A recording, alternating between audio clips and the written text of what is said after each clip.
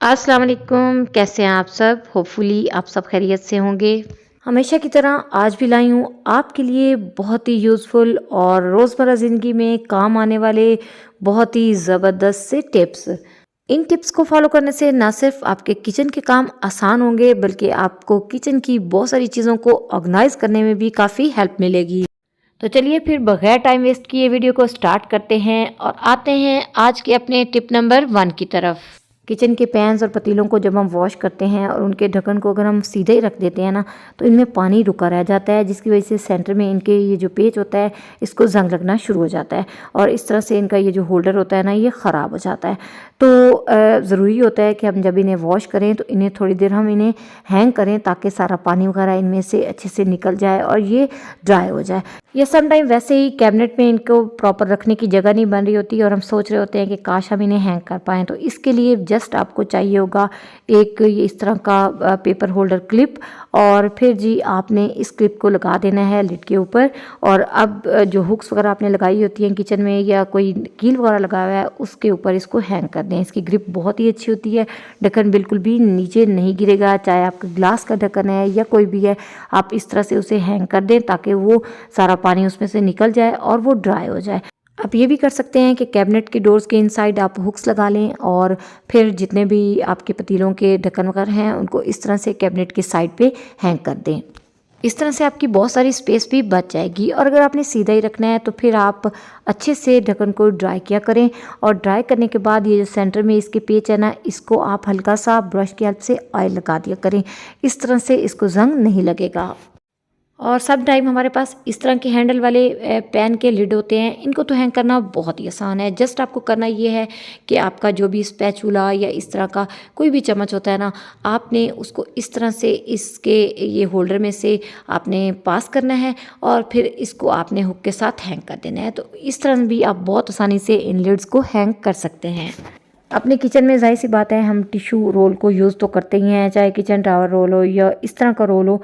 तो हमें बस थोड़ी ये भी फ़िक्र होती है कि ये जब ओपन पड़ा होता है तो कहीं इसके ऊपर कॉकरोच या कोई कीड़ा मकोड़ा ना चढ़ जाए, तो बेहतर होता है कि इसे भी कवर होना चाहिए। तो इसको कैसे कवर किया जाए इसके लिए आपको सिंपल सा एक तरीका बताती हूँ। आपको चाहिए होगा बस एक इस टाइप का बॉक्स और आपने बॉक्स को जितना आपके रोल की विड्थ हो उसके हिसाब से ऊपर से कट कर लेना है। और ये इस तरह से ये देखिए मैंने इसको कट किया। तो बस जी ये ज़बरदस्त हमारा टिश्यू बॉक्स हो गया है तैयार। आप चाहें तो इसे ऊपर से कवर भी कर सकते हैं। अब इसके अंदर आप रोल को रख दीजिए और ये देखिए जी आसानी से आप इसमें से टिश्यू को निकाल सकते हैं। टिश्यू आपके जो होंगे वो डस्ट से भी बचे रहेंगे और कोई कॉकरोच कीड़ा मकोड़ा वगैरह भी इसके ऊपर नहीं चढ़ेंगे। वैसे तो जाहिर सी बात है बाज़ार से आपको इस तरह के जो बॉक्सेस होते हैं वो भी मिल जाते हैं, लेकिन विदाउट एनी कॉस्ट आप इस टाइप के बॉक्स घर में भी तैयार कर सकते हैं।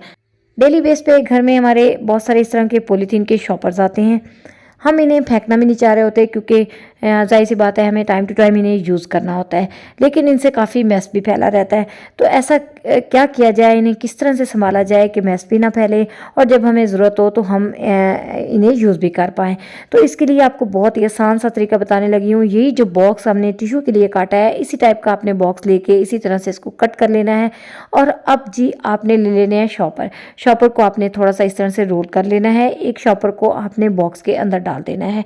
अब इस तरह से दूसरे शॉपर को आपने पहले वाले शॉपर के अंदर से गुजारना है और फिर उसको भी अंदर की तरफ पुश कर देना है। इसी तरह से आपने जितने भी आपके पास शॉपर्स हों उनको डालते जाना है। बहुत सारे शॉपर एक छोटे से बॉक्स के अंदर आ जाएंगे। ना सिर्फ ये इस तरह का बॉक्स बल्कि घर में समटाइम हमारे पास प्लास्टिक के कंटेनर होते हैं जो हम पुराने होने पे यूज़ नहीं कर रहे होते, तो उनको भी आप इस पर्पज़ के लिए यूज़ कर सकते हैं। बस उनका जो लिड होता है ना उसके ऊपर आप इसी तरह से कट कर लेंगे और फिर बहुत सारे शॉपर आप समेट कर उस जार के अंदर रख सकते हैं। ये जार नहीं है तो फिर इसी तरह का बॉक्स ले लें। ये अक्सर हमारे घर में इस टाइप के बॉक्स आते ही रहते हैं।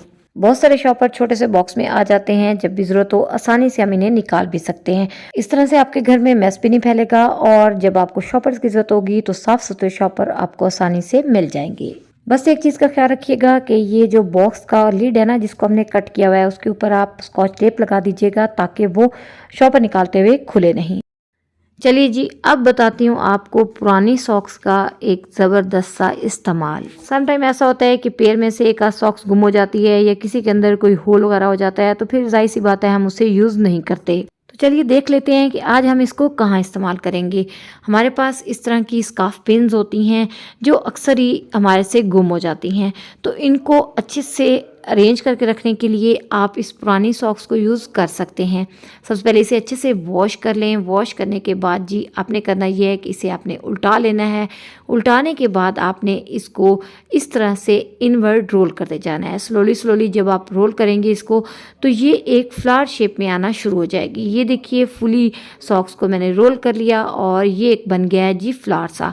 अब चाहें तो आपके पास कोई जार अगर खाली हो तो उसके अंदर इसको रख लें और फिर इसके अंदर जितनी भी आपके पास स्कार्फ पिन्स हो उनको इस तरह से लगा दें, या अगर जार नहीं है तो सिंपली भी आप इसके ऊपर पिन्स इस तरह से लगा कर रख सकते हैं। अब आपको पिन्स आसानी से मिल भी जाएंगी और जब आपने यूज़ के बाद रखनी है तो बस ये आप अपने ड्रेसिंग टेबल पे रख दें और इसके अंदर पिन्स को लगा दिया करें। और अब मेरी नेक्स्ट टिप जो है ना वो है जी उनके लिए जो ब्रेड को टोस्ट करने के लिए टोस्टर का यूज़ करते हैं। अर्ली मॉर्निंग जब हम किचन में आते हैं और हमें बच्चों के लिए ब्रेकफास्ट बनाना होता है तो हम बस जल्दी जल्दी ब्रेड निकालते हैं और टोस्टर में उसे डाल देते हैं। और आपको पता है कि टोस्टर का कोई ऊपर से कवर नहीं होता, ये इसी तरह से खुले ही पड़ा होता है। अब ये भी हो सकता है कि रात को कोई इसके अंदर कॉकरोच ना चला जाए या कोई मॉस्कीटो या कोई चूंटी वगैरह ना चली जाए और हम बस सुबह आएँ और जल्दी से इसमें ब्रेड डाल दें, तो ये किसी तरह से भी हाइजीनिक नहीं होगा। तो ज़रूरी है कि टोस्टर को हम कवर करके रखें। कवर करने के लिए आप क्लिंग शीट का यूज़ कर सकते हैं। इस तरह से क्लिंग शीट को आप टोस्टर के टॉप पे लगा दें। चलिए जी, अब टोस्टर हमारा हो गया फुली कवर। जब भी आपको यूज़ करना हो इसी क्लिंग शीट को उतारें और यूज़ करने के बाद दोबारा आप इसी को भी लगा सकते हैं या नई भी लगा सकते हैं। अगर आपके पास क्लिंग शीट अवेलेबल नहीं है तब भी कोई मसला नहीं है, आप इस टाइप का एक छोटा सा रुमाल टाइप बना लें और इसके टॉप पे आप इस तरह से उसे कवर कर दें। इस तरह से ये टॉप से कवर हो जाएगा और कोई भी चीज़ इसमें एंटर होने का कोई चांस नहीं रहेगा। हमारे किचन में घी को रखने के लिए इस तरह के डिब्बे होते हैं। अब होता यह है कि जब हमें पराठा वगैरह बनाना होता है तो उसी टाइम हमें घी की ज़रूरत होती है और हम वही आटे वाले हाथ इसके ऊपर लगाते हैं जिससे बाहर से ये काफ़ी गंदा लगने लगता है, फिर हमें इसे साफ़ करना पड़ता है।